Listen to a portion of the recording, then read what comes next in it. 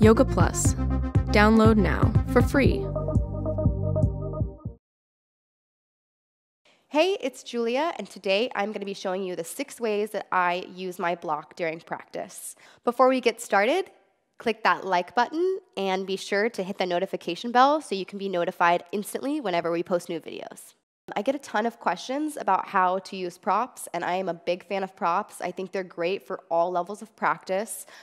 The first way that I like to use them is for passive backbends, and this is great for heart openers where you just want to focus on expanding through the collarbones and opening the shoulders instead of building strength in the back like regular back bends. So the advantages of these blocks are that you can use them to build up onto higher levels. So you can use it on its lowest setting, you can turn it to the side, or you can have it on its highest setting. The 2 places that I like to use them most are kind of underneath the sports bra line. I'm going to go ahead and take the middle setting here just to show you guys. And it's really about finding what works best for you. So sometimes I'll have my arms along my sides so I can kind of feel an opening through my collarbones and my neck. Or you can add more stability by making your seat bigger, I guess. I guess I'll re-say that. You can add more stability by coming into bound angle. You can add extra opening by linking the hands back behind the head.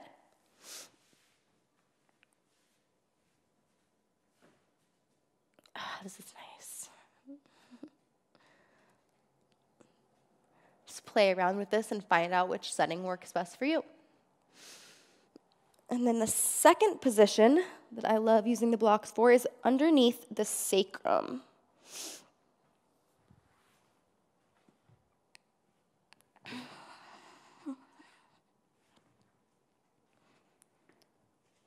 You kind of want it to be just kind of pressing up underneath your tailbone.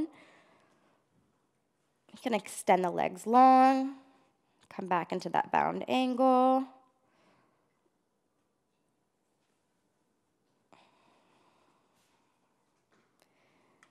And here is the highest setting, which is nice for supporting you in bridge pose. Maybe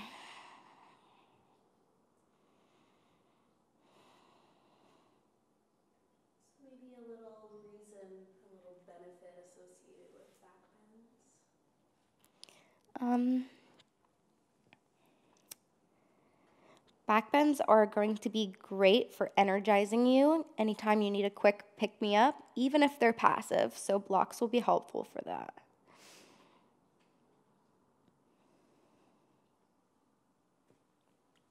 And then always make sure to come out safely, pressing the feet into the mat, remove your block, and come back down.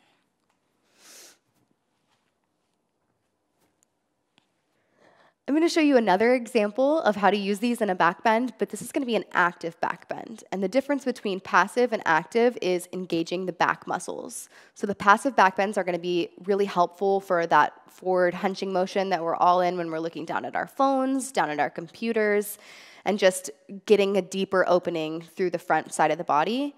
And then for active backbends, like camel, which we're about to use these for, it's more about raising the floor up to meet you, which is really helpful for people like me that have short arms. So coming into your camel, come into kneeling position. Slowly bend backwards, placing your hands on the block. And you can adjust the levels of your block here as well. That's the lowest setting.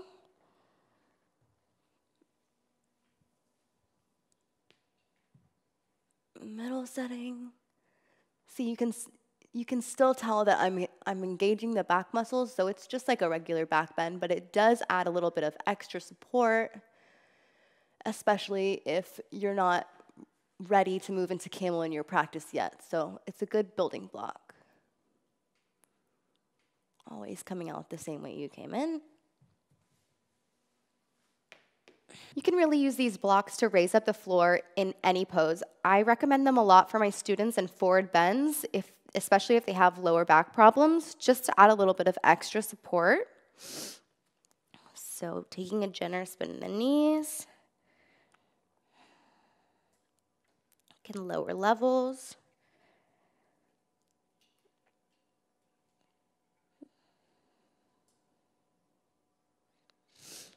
They're also really helpful for lunges, especially when you want to take a twist.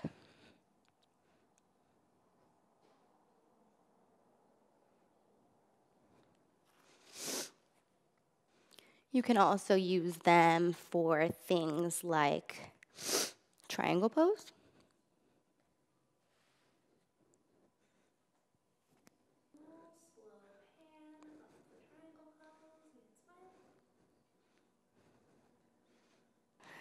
Having the proper alignment is really important.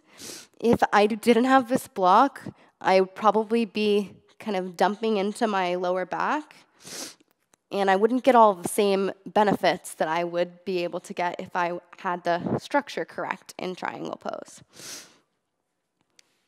So definitely never feel embarrassed about using your props. They're super helpful, and you can get the most out of your yoga poses with them.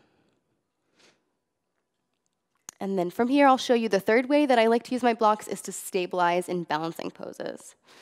So a good example would be something like half moon pose, one of my faves.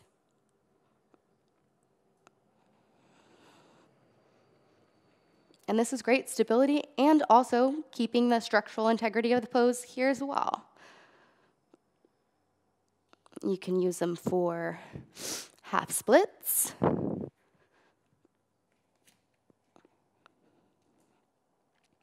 Pretty much anything. The fourth way that I like to use them is to add asymmetrical action in some poses. So a good example of this would be placing it in between the thighs in chair pose. So adding isometric action is a way to find engagement in the muscles while still staying in a static position. So here, my muscles are sort of acting like they're in a thigh master machine, but I'm still in the same chair pose that I would be if I didn't have the block. It's just adding extra strength training. So you can use this here in chair. Another favorite of mine is to use it during bridge.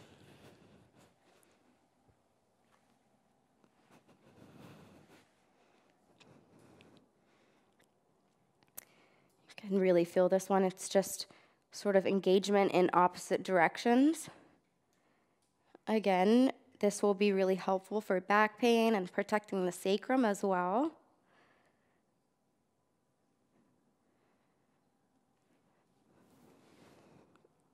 Yeah. It's fun to play around with. You can use it in a lot of different poses. And then the fifth way that I like to use them is to open the shoulders. So again, this is going to be super helpful for that hunched over posture that we all experience from spending too much time looking at our screens.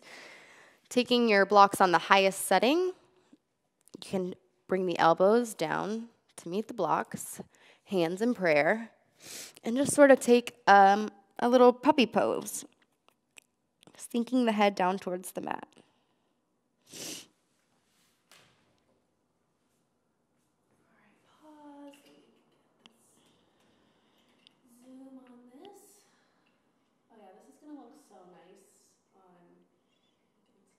In a collage. I think the yoga body people will be happy. Alrighty, cool. Okay. And then another fun way to use these is to stack them. One on the lowest setting, one on a medium setting, and then you can take that same puppy pose position, just grabbing the top of the block and sinking in between the shoulder blades. Crown of the head down towards the mat.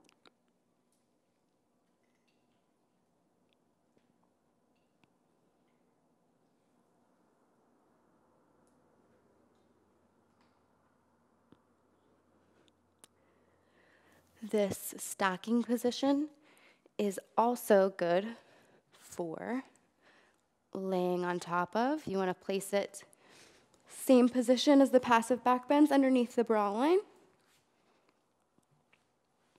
Interlace the hands back behind the head and lean back.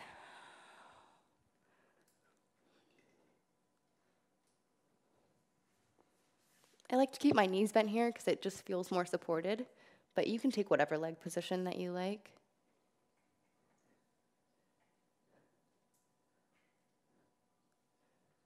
For my advanced yogis out there, you can also take this to the tallest setting for some extreme shoulder opening. Oh, God.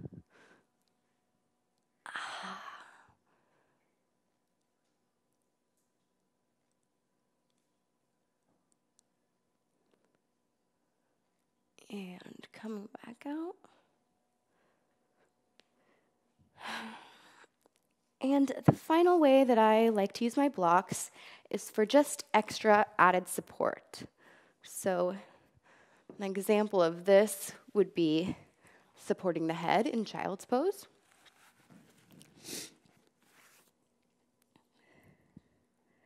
I've noticed that some of my students, especially the men, their heads can't reach the ground in child's pose, so this is really helpful.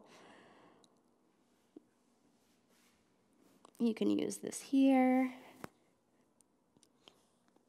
You can use it for added support in a yogi squat, if that's difficult for you.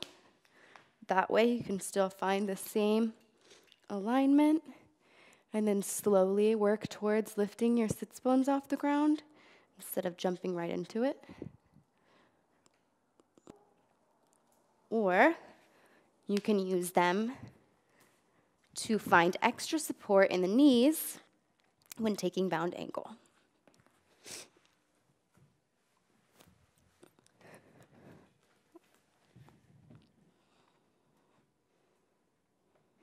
That way, you can allow the muscles to relax in this pose, because sometimes I feel like if I don't have my blocks, my inner thighs get a little bit strained. Just nice.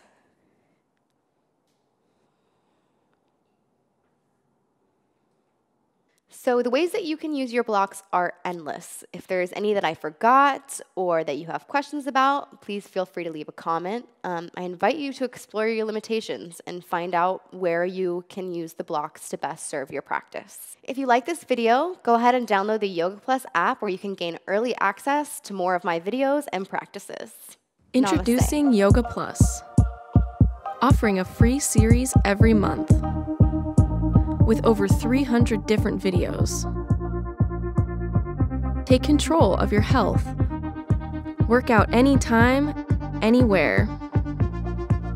Yoga Plus. Download now for free.